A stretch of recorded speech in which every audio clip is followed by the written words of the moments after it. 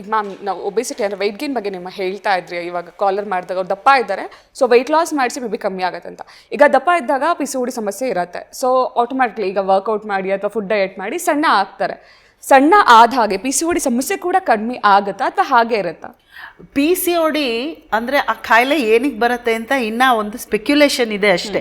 Jeans ಇರ್ಬೋದು, ಅಥವಾ ಮನೆಯಲ್ಲಿ ಅಮ್ಮಂಗೆ ಅಕ್ಕನಿಗೆ ಯಾರಿಗಾದ್ರೂ ಇದ್ದರೆ, ಆಂಟೀಸ್ಗೆ ಇದ್ದರೆ PCOD ಬರ್ಬೋದು. ಪ್ಲಸ್ ಎನ್ವಿರೋನ್ಮೆಂಟು.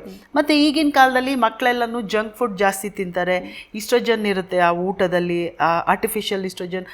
ಸೊ ಅದಕ್ಕೆ ಕಾರಣ ನಮ್ಗೆ ಏನಕ್ಕೆ ಅಂತ ಗೊತ್ತಿಲ್ಲ. ಅನೇಕ ಮಲ್ಟಿ ಫ್ಯಾಕ್ಟೋರಿಯಲ್ ಅಂತ ಹೇಳ್ತೀವಿ. ಆದ್ದರಿಂದ ಯಾರಾದರೂ ನನ್ನನ್ನು PCOD ಫುಲ್ ಕ್ಯೂರ್ ಮಾಡೋಕ್ಕಾಗತ್ತಾ ಅಂತಂದರೆ ಬಹುಶಃ ನಾನು ಇಲ್ಲ ಅಂತಾನೆ ಹೇಳ್ತೀನಿ. ಅದನ್ನ ಒಂದು ಹತೋಟಿನಲ್ಲಿ ನಾವು ಇಟ್ಕೋಬೋದೇ ವಿನಃ ಈಗ ಅದೇ ನಾವು ತೂಕ ಕಮ್ಮಿ ಆಯ್ತು ಅಂದ್ರೆ ಗುಡ್.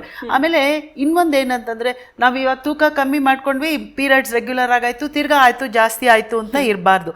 ಇದು ಒಂದನ್ನು ಎಲ್ಲರೂ ತಿಳ್ಕೊಬೇಕು. ಇದು ಜೀವನ ಶೈಲಿಯನ್ನ ಬದಲಾಯಿಸ್ಕೊಳ್ಳುವಂತ ಒಂದು ತೊಂದರೆ, ಇದು ಸಮಸ್ಯೆ ಇದು. ಸೊ ಲೈಫ್ ಸ್ಟೈಲ್ ಡಿಸಾರ್ಡರ್ಲಿ PCODನೂ ಒಂದು ಬರುತ್ತೆ. ಯಾಕೆಂದ್ರೆ ನಾನು ಹೇಳ್ತಿದ್ದೆ ಅದ್ರ ಮುಂದೇನೂ ಪರಿಣಾಮ ಇದೆ, ನಾವು ಅದ್ರ ಬಗ್ಗೆ ಮಾತಾಡೋಣ. ಎಸ್ ಡಾಕ್ಟರ್, PCODಗೆ ಹಾಗಾದ್ರೆ ನೀವಾಗಲೇ ಹೇಳಿದ್ರೆ ನಿರ್ದಿಷ್ಟ ಕಾರಣ ಇಲ್ಲ ಈ ಸಮಸ್ಯೆ ಕಾಣಿಸ್ಕೊಳ್ಳೋದಕ್ಕೆ, ಹಲವಾರು ಕಾರಣಗಳಿಂದ PCOD ಸಮಸ್ಯೆ ಕಾಣಿಸ್ಕೊಳ್ಬಹುದು ಅಂತ.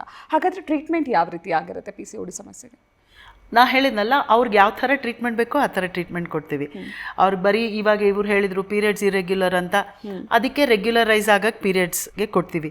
ಮೇನ್ ಇಂಪಾರ್ಟೆಂಟು ಮಕ್ಕಳಾಗದೆ ಇರೋರು ಬರ್ತಾರೆ, ನಮಗೆ ಮಕ್ಕಳಾಗ್ತಾ ಇಲ್ಲ ಅಂತ ಹೇಳ್ಕೊಂಡು, ಅಂಥವ್ರಿಗೆ ನಾವು ಮೊಟ್ಟೆ ಉತ್ಪತ್ತಿ ಆಗೋಂಗೆ ಮಾತ್ರೆ ಕೊಡ್ತೀವಿ.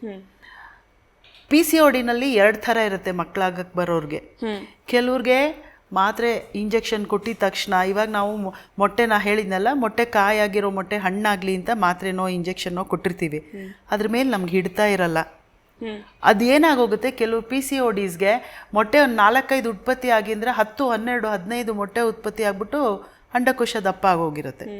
ಅದನ್ನು ನಾವು ಒವೇರಿಯನ್ ಹೈಪರ್ ಸ್ಟಿಮ್ಯುಲೇಷನ್ ಸಿಂಡ್ರೋಮ್ ಅಂತ ಹೇಳ್ತೀವಿ, OHSS ಅಂತ. ಸೊ ಅದನ್ನು ನಾವು ಮನಸ್ಸಲ್ಲಿ ಇಟ್ಕೊಂಡಿರ್ಬೇಕು. PCOD ಅವ್ರಿಗೆ OHSS ಆಗೋ ಚಾನ್ಸ್ ಜಾಸ್ತಿ ಇರುತ್ತೆ ಅಂತ, ಅದ್ರ ಪ್ರಕಾರ ನಾವು ಅವ್ರಿಗೆ ಚಿಕಿತ್ಸೆ ಕೊಡಬೇಕಾಗತ್ತೆ. ಇನ್ನು ಕೆಲವು PCODಸ್ಗೆ ಎಷ್ಟು ಮಾತ್ರೆ ಇಂಜೆಕ್ಷನ್ ಎಷ್ಟು ಕೊಟ್ರು ಒಂಥರ ದಬ್ಬಕ್ಕೆ ಆಗೋದೇ ಇಲ್ಲ ಅದು. ಸೊ ಈ ಥರ ಅನೇಕ ಸಮಸ್ಯೆಗಳು ನಾವು ಅವ್ರಿಗೆ ಫರ್ಟಿಲಿಟಿ ಟ್ರೀಟ್ಮೆಂಟ್ ಕೊಡಬೇಕಾದ್ರೆ ಇರುತ್ತೆ.